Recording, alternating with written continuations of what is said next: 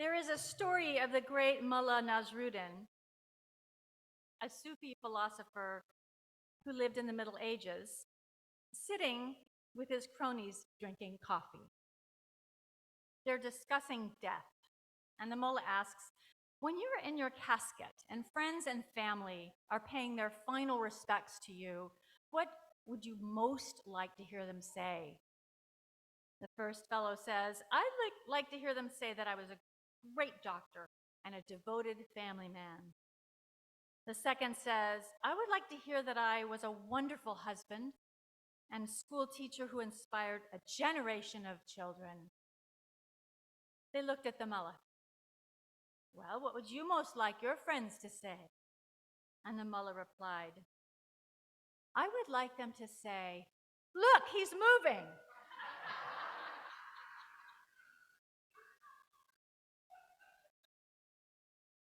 I don't think I have a career in stand-up comedy, but those of you who attend services regularly here know that I like to use humor in my sermons. It's true that when I tell a joke, I find out who is still awake, but there are other reasons for wanting to make you laugh. And today I want to convince you, if you haven't already been convinced, that there's no better place to laugh than here in church. So let's just start by thinking about what actually happens when you laugh. The sound of laughter is caused by the expiration of breath along with these rhythmic spasms of the diaphragm. At the same time, the throat constricts, which makes these strange noises that come out of your mouth. And if you happen to have something in your mouth at the time, such as milk, that milk will come out as well. And if you have very talented and funny siblings such as mine, that milk might even come out your nose. I can't tell you the number of times I was removed from restaurants as a child, which is a result of this phenomenon, which was not my fault, because scientists have verified that laughter is extremely difficult to control consciously. Most of us can't laugh on command, and unfortunately, this works the other way as well. It can be very hard to stop laughing once that ball gets rolling. I cannot even sit near my sister at weddings or memorials. Just those words, dearly beloved, can set me off into gales of laughter if my sister looks at me, and I have no idea why this happens. So laughter is very interesting and also very mysterious. Just think about it for a minute. No matter what language or dialect is spoken, everyone laughs exactly the same way. Babies have the ability to laugh before they can speak. Children who are born blind and deaf still retain the ability to laugh. You don't have to learn how to laugh because you're born knowing how. Even more interesting, gorillas and orangutans laugh the same way we do, suggesting that the ability to laugh has been with us since we evolved into this current form. Before we evolved into this current form. Research has shown that the nerves involved in triggering laughter are located in the limbic system, which is the primitive part of the brain that produces emotions that help us with basic functions necessary for survival. Our impulse to laugh is universal, ancient, and triggered by a part of the brain that is required for our survival. So the question is, why is it so important? Since I'm at heart a biologist, my conclusion is that laughter must be good for us from an evolutionary standpoint, or we wouldn't do it so consistently. And there is some research that bears this out. A few studies suggest that laughing reduces the level of stress-induced hormones in our blood, which can improve our immune function. There are also studies showing that laughter helps us to tolerate pain better, whether it's physical pain or psychological pain. But the studies I looked at really did not convince me that we evolved the ability to laugh solely because it improves our health. Because if that were the case, I feel like we would just be laughing all the time. but we don't laugh all the time. So when we do laugh, when do we laugh, and how does it benefit us? I came across a study by Dr. Robert Provine, who was a professor of psychology at the University of Maryland until he died in 2019. Provine was a neuroscientist who was particularly interested in laughter. I think they called him Dr. Funny or Dr. Happy or something. He published an article in Psychology Today in which he described a study he did, which involved 1,200 undergraduates. He observed that when they laughed, he noted the circumstances, and then also interviewed his own students about when and where they laughed. The first thing he discovered was about what makes us laugh. We typically think of laughter as coming from an audience after a wisecrack from a single speaker, but Provine observed in his study that speakers laughed almost 50% more than those people listening. So we think we're very funny. Apparently we amuse ourselves. His study also showed that comments like, "Where have you been?" or "It was nice meeting you too," were far more likely to precede laughter than jokes. Just everyday conversation, not jokes. Only 10 to 20% of the laughter episodes they witnessed followed anything that was joke-like. He concluded that the critical stimulus for laughter is actually another person, not a joke. Dr. Provine asked his students to keep a laugh diary to better understand the circumstances that encourage laughter.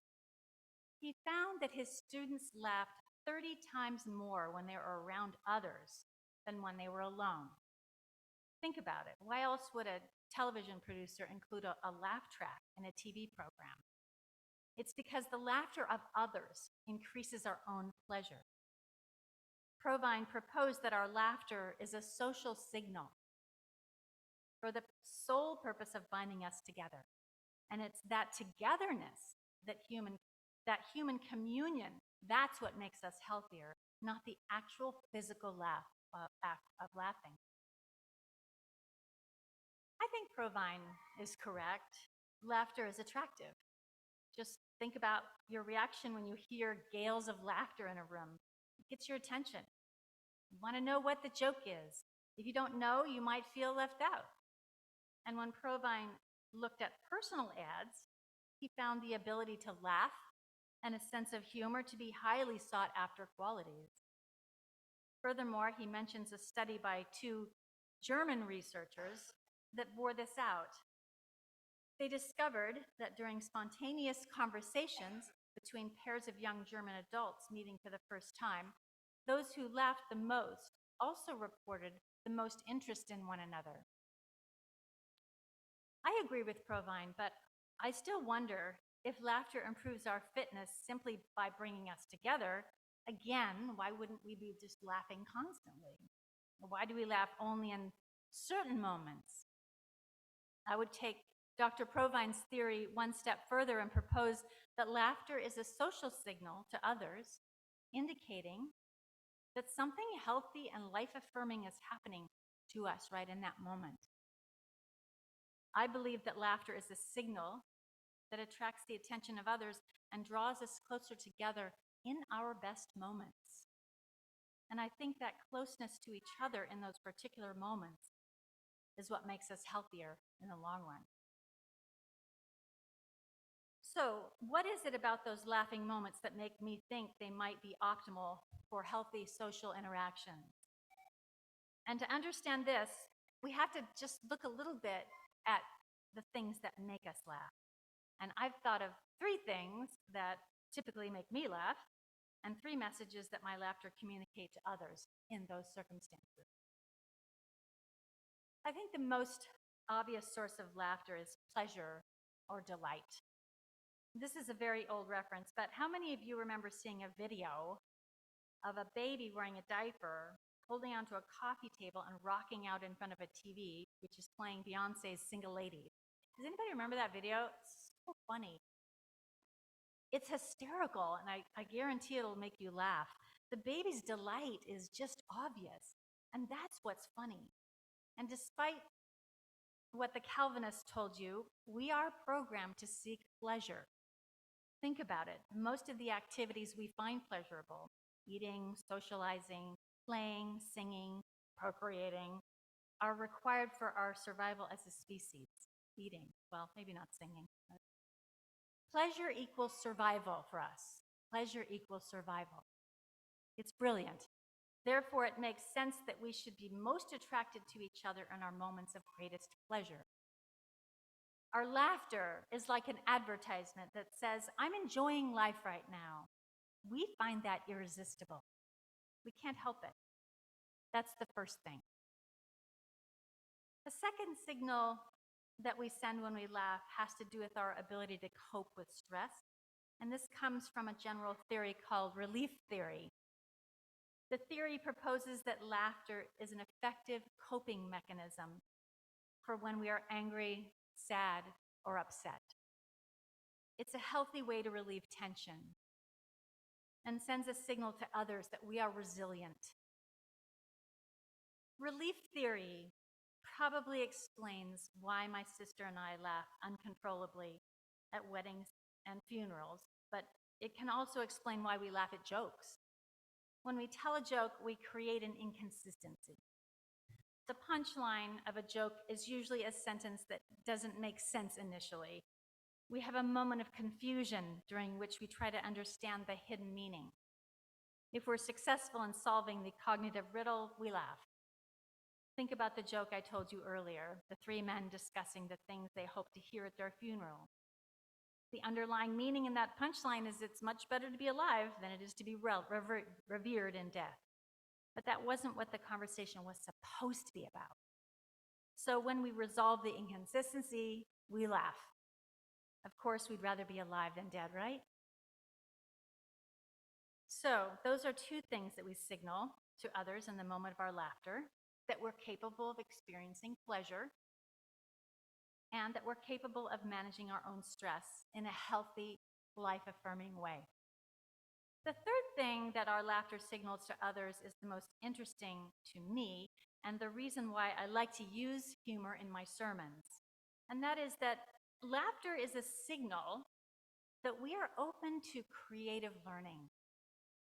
In the words of John Cleese of Monty Python fame, quote, "When people laugh, it is easier for them to admit new ideas to their minds." I haven't found any scientific research to back this up, so now I'm treading in the realm of faith. I believe this is true because of my own experiences and my observations of others. I like the way leadership consultant John Baldoni writes about this idea in an article titled "Laughter as Learning." He says, trainers use humor to point out negative behaviors in ways that teach rather than preach. Mediators tell us that the right joke at the right moment of levity can reduce tensions to the point that two adversaries can sit down at the table to consider the possibility of agreement. So why does humor work this way? Baldoni proposes that it is because it shatters preconceptions at the moment when people are forming new perceptions about their work, maybe their spouse, or life itself. Humor shatters preconceptions, and our laughter indicates that we're open to that new understanding of our situation. When you laugh together with someone, you communicate that you have a shared learning, a new perspective. Laughter is another way of verbalizing the realization that we have the same problems, the same dilemmas. We might have our issues, but at least we share some understanding. And in that moment, you are open to a creative process, the process of letting go of old ideas and embracing something new. If I can make you laugh, I know that I not only have your attention, but I have made you think. And hopefully I have made you think about yourself and your relationship to others and to the ultimate in a new, creative way. And this brings me to theology. One of my favorite theologians is Henry Nelson Weeman, who is a process theologian, whose work helped me to reconcile my ideas about God with my knowledge as a biologist. And that's a whole other sermon. But in a nutshell, Weeman believes that the ultimate and permanent source of human good, or God, lies right in that creative process.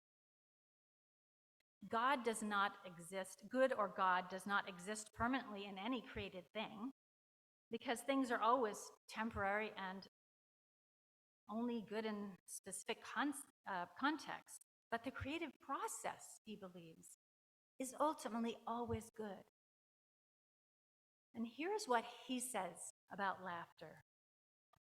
The joy of laughter is the joy of the swift triumph of a new creation over an obstacle that seemed for a split second insurmountable.